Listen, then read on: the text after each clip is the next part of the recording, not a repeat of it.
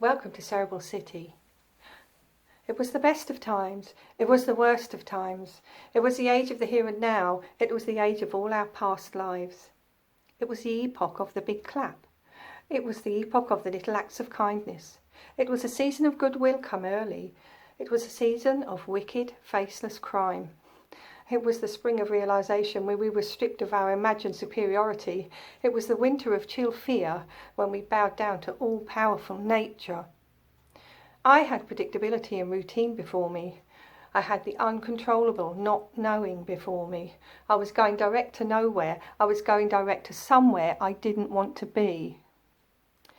My synapses burned as electrical impulses jumped across my nerve cells, placing unbearable pressure on my frontal lobe as I struggled to stay reasonable.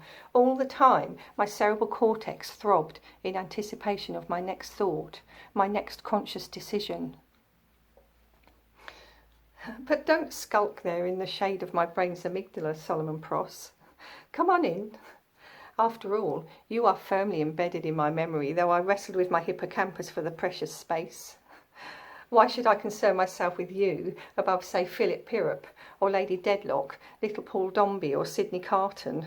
They all eat away at me. They gnaw on my temporal lobe and sate themselves on my limbic system.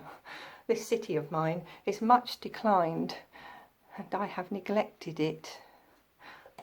You, Pross, you and your kind are particularly odious to my sense of smell and my internal vision. Every time I push you down, you rise to the surface again. Come, you're not afraid, are you?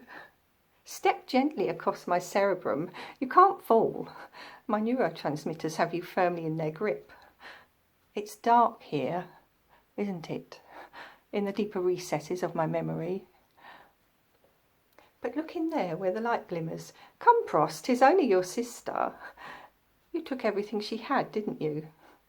But your terrible behaviour pushed her into the path of Lucy Manette, with whom she made a purposeful life. See who sits with your sister, Pross? Mrs. Betsy Quilp. Now she found happiness after her fool of a husband drowned in his efforts to escape the law. You surely know Daniel Quilp. Ah, here he is, a horror to behold in every sense, and how he has abused my nerves.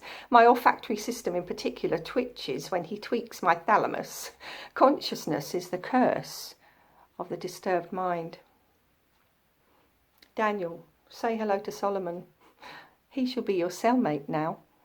What's that, Pross? No, nothing temporary about this. You have been burned into my memory by a brilliant, thrilling, cruel man. There is no escape. I am the turnkey of this city, and Charles Dickens is my co-jailer. Oh, before I leave you here, a little confession to impart. It was I who killed Edwin Drood. Good night.